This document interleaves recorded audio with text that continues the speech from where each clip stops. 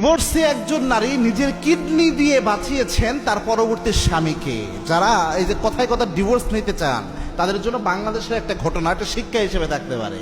একটা আর্টিকেলে আমি পড়লাম, নিউজ পত্রিকায় পড়লাম, এটা সম্ভবত ভিডিও আকারে ইউটিউবে রয়েছে।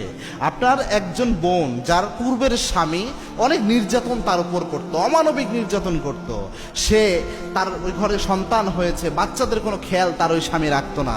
একটা পর্যায়ে সে বাধ্য হয় ডিভোর্স নেওয়ার জন্য। মনে রাখবেন, একটা মেয়ে সচরাচর সহজে কিন্তু ডিভোর্স নিতে চায় না, কারণ একটা মেয়ে খুব ভালো করে জানে যে একবার ডিভোর্স নামক দাগ যদি আমার সতীত্বে লেগে যায়, আমার মতো অসহায় এই সমাজে আর কেউ হবে না।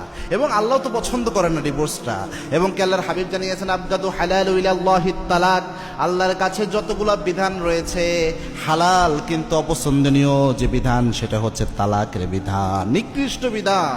আল্লাহ চায় না এই তালাক হোক, সংসার নষ্ট হয়ে যাক। একান্ত যদি না পারা যায় সেই ক্ষেত্রে অপশন ইসলাম রেখেছে। ওই বোন পরবর্তীতে ডিভোর্স নেয়।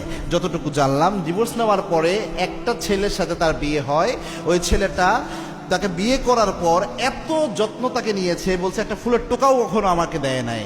এবং কি তার যে আগের ঘরের বাচ্চাগুলো রয়েছে এগুলাকে এত বেশি আদর করে, অন্য কেউই বুঝবে না যে ওই লোকের আপন সন্তান না। এগুলা না বললে জীবনে বোঝার উপায় নাই, এত বেশি যত্ন করে।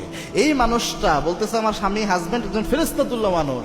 এই মানুষটা হঠাৎ অসুস্থ অবস্থায় চলে গেল, ডাক্তারের কাছে যাওয়া হলো। ডাক্তার বলছে যে আপনার স্বামীর 2টা কিডনি শেষ, একদম অচল অবস্থা, ড্যামেজ হয়ে গেছে। যে কোনো একটা কিডনি দান করলে কেউ তাহলে সে বেঁচে থাকতে পারবে। তখন এই স্ত্রী, এই অল্প কয়েক বছরের সংসার, অথচ আগের ঘরের সংসার কিন্তু অনেক দিনের ছিল, কিন্তু উনি ছিল অমানুষ যার সাথে সংসার করেছে। কিন্তু পরবর্তী এই ব্যক্তি অল্প দিনের হলেও এই যে তার সন্তানদের প্রতি তার মায়া, তাকে যে কেয়ারটা নিয়েছে। একটা নারী কত বড় স্বামী ভক্তি থাকলে নিজের একটা কিডনি দান করেছে, এবং কি সে মৃত্যুবরণ করতে পারে কিডনি দিতে, যে এটা জানার পরেও মৃত্যুর কাছ দিয়ে ঘুরে আসার মতো অবস্থা।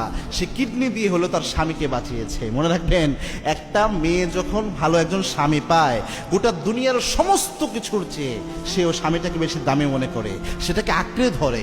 অথচ অনেক জালেম রয়েছে, স্ত্রীকে এমন অবহেলা করে, স্ত্রীকে মানুষই মনে করে না, স্ত্রীর উপর জুলুম করে। মনে রাখবেন, স্ত্রীর প্রতিটি চোখের পানির ফোঁটার হিসাব কিয়ামতের দিন আল্লাহ আপনার কাছে আদায় করে নেবে। এবং কি যে জুলুমটা করেন, এটা আপনার জন্য সবচেয়ে ভয়ঙ্কর কারণ হবে। এবং আল্লাহর হাবিব বলেছেন, আজ জুলমু জুলমাতুন ইয়াউমাল কিয়ামা, আল্লাহর ঘোষণা এরকম, যারা জুলুম করে এই জুলুমগুলোই কিয়ামতের ময়দানে বান্দার জন্য সবচেয়ে বড় অন্ধকারের কারণ হবে।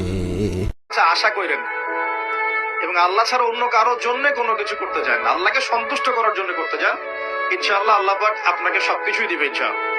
আশা করেন।